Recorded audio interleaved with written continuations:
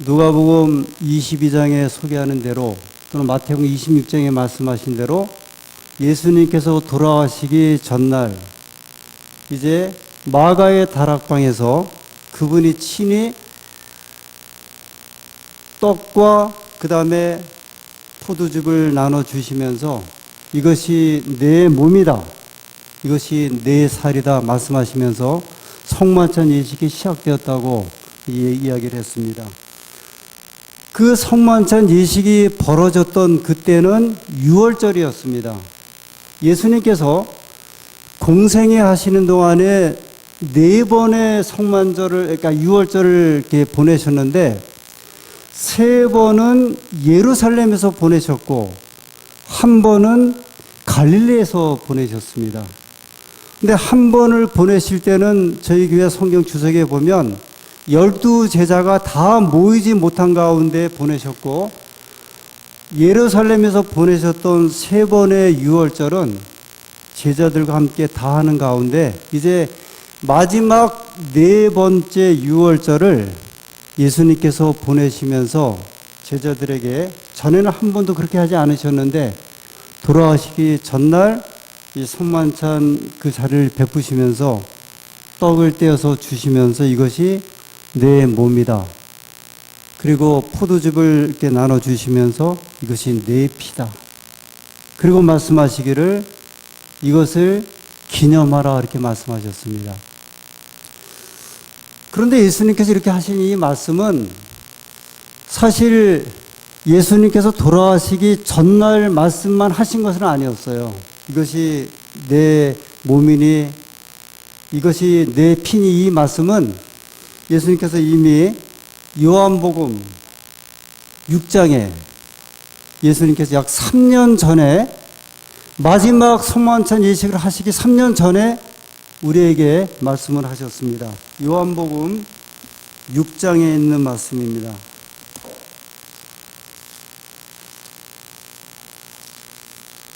요한복음 6장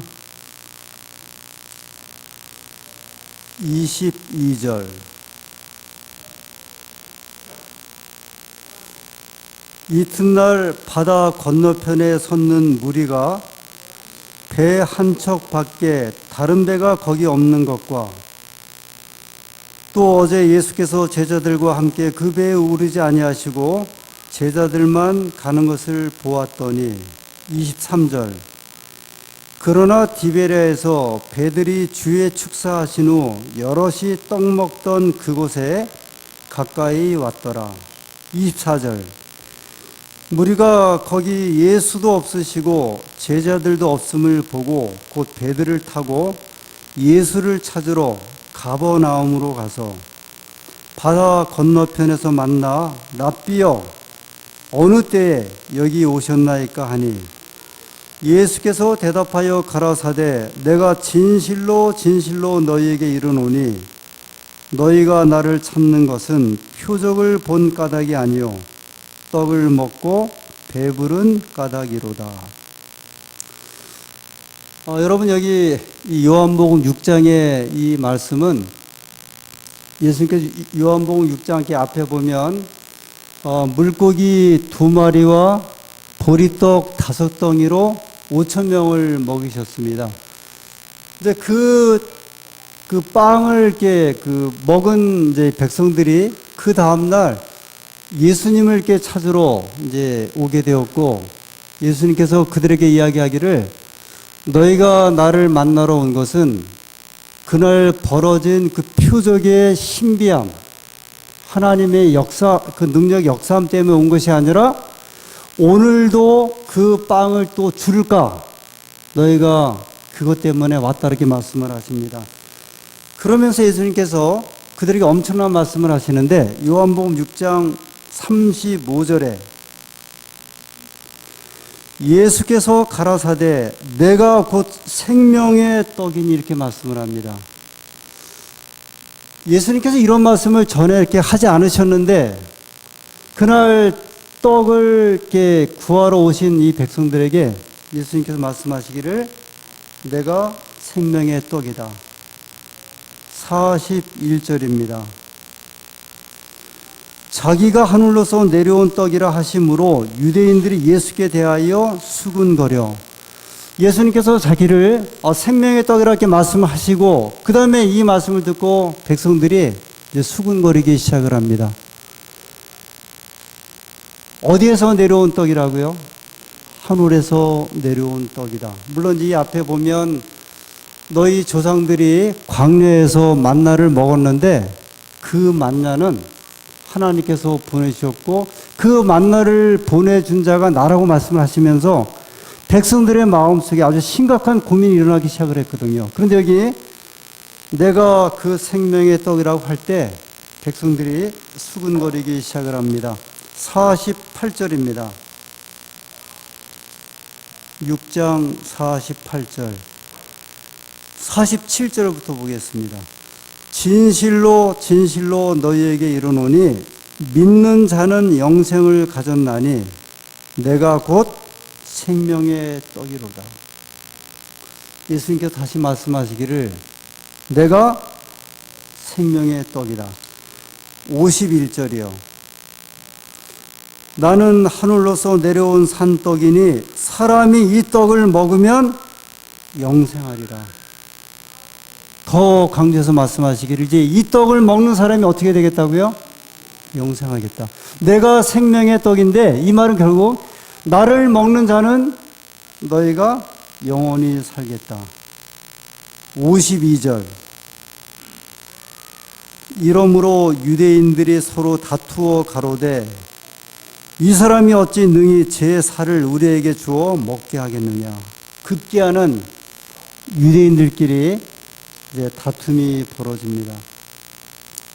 도대체 이 말을 받아들여야 할 것인지 아니면 받아들일 수 없는지, 어떻게 저 사람이 저렇게 참남한 말을 할 수 있는지, 하나님을 향하여 대적하는 마치 하나님 같은 그런 말을 할 수 있는지, 아마 이 논란이 벌어지면서 어떤 이는 이 말씀을 받을 만하다 그렇게 이야기를 했던 것 같고요.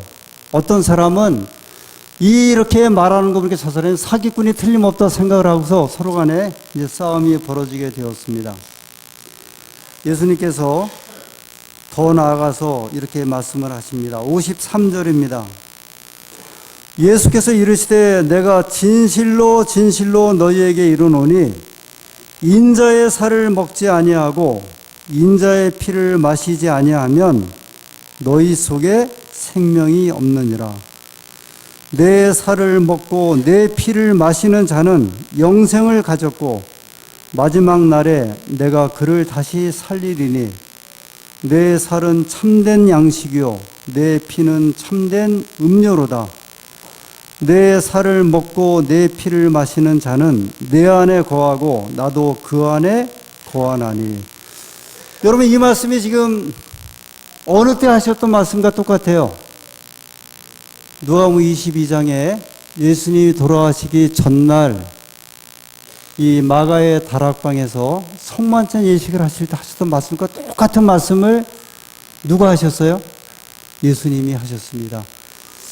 그런데 이제 어제 이야기지만 잠깐 좀 연결해서 예수님께서 성만찬 예식을 처음으로 베푸셨던 십자가에 달리시기 그 전날 밤이 무슨 날이었어요? 그 절기가 6월절이었어요. 6월절. 그런데 3년 전에 마가의 다락방에서 뒤에 하셨던 그 말씀과 똑같은 말씀을 이제 3년 전에 하셨는데 지금 여기 마가복음 6장 53절 54절에 하셨던 이 말씀을 하실 그때가 혹시 무슨 때인지 아세요? 6월절이라고 그러시네요. 요한복음 6장 4절을 보겠습니다. 마침 유대인의 명절인 6월절이 가까운지라. 여러분, 지금 이 성만찬 예식이 굉장히 중요하잖아요. 이제는 6월절은 폐하는 거거든요. 더 이상 없어요. 예수님의 희생을 상징하는 이제 성만찬 예식을 베풀어 주셨는데 이미 예수님께서는 3년 전 6월절 때 많은 백성들 앞에서 이 말씀을 하신 거예요. 너희가 생명의 떡을 먹어야 한다. 그 생명의 떡은 나다. 내 살을 먹고 내 피를 마시는 자야만이 영생할 것이다. 근데 이때 수많은 백성들이 이야기를 했거든요. 그런데 어떻게 결과가 벌어졌냐면 6장 66절. 이러므로 제자 중에 많이 물러가고 다시 그와 함께 다니지 아니하더라. 예수님께서 자신의 몸을, 자신의 피를 떡에 비유하시고 포도주에 비유하시면서 이것을 먹어야 너희가 영생을 얻는다 이야기를 했을 때 이 말씀을 들었던 많은 백성들이 성경은 말씀하기를 뭐라고 이야기했었냐면 다 이제 물러갔다는 이야기를 합니다.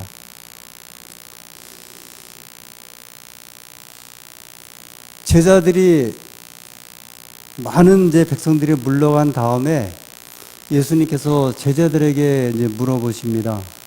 너희도 가려느냐? 그랬더니 예수님의 그 모습이 너무 불쌍해서 그랬는지 베드로가 선생님 다 물러간다 할지라도 우리 주님께 영생의 말씀이 있는데 내가 어떻게 가겠습니까? 저는 이 장면을 이렇게 보면서 하나님의 뜻은 모든 사람들이 다 깨닫는 것은 아니구나 하는 생각을 하게 되었습니다.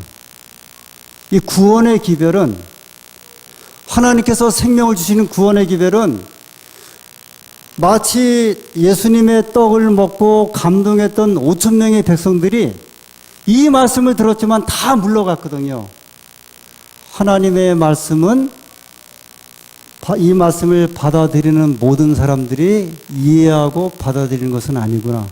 결국은 3년이 지나서 똑같은 말씀을요, 12명의 제자가 모인 가운데 말씀을 하셨어요. 그런데 그 12명 가운데도 이 말씀을 다 받아들이지 아니하고 누구는요, 유다는 그 떡을 받아들고 밖으로 이제 뛰쳐나가지 않습니까? 오늘 이 성만찬 의식이 주는 이 또 다른 그 교훈이 이 5천 명 그 많은 떡을 먹었던 백성들의 모습을 통해서, 그리고 오늘 12명의 제자들의 모습을 통해서 우리가 다시 한번 확인하게 됩니다. 이제 2000년이 지나서 여러분과 제가 이 성만찬 예식에 참여하게 되었습니다. 여러분, 상상의 마음을 통해서 오늘 이 자리가 예수님께서 2000년 전에 제자들에게 베푸셨던 그 마가의 다락방에 그 세종 예식과 성만찬 예식의 자리가 되기를 소원하고, 여러분과 제가 그 자리에 참여하신다는 그 생각 속에서 이 세종 예식에 참여해 주시기를 부탁을 드립니다. 2000년 전에 제자들은 서로의 발을 이렇게 씻겨주기를 주저했습니다. 그래서 누가 먼저 발을 씻기기 시작을 하셨죠? 예수님께서 수건을 들고 제자들의 발을 하나씩 하나씩 씻겨주셨습니다. 그러나 우리는 2000년 후에 이 성숙한 하나님의 백성들, 예수님의 제자들로 이 겸손예식에 참여하시면서 즐거운 마음으로 형제를 위해서 우리의 손을 펴서 발을 닦아주고 겸손의 의식을 배우는 귀한 시간 되기를 간절히 소원합니다. 이제 우리의 마음을 모아서 세종 예식의 장소로 가도록 하겠습니다. 세종 예식을 시작하겠습니다.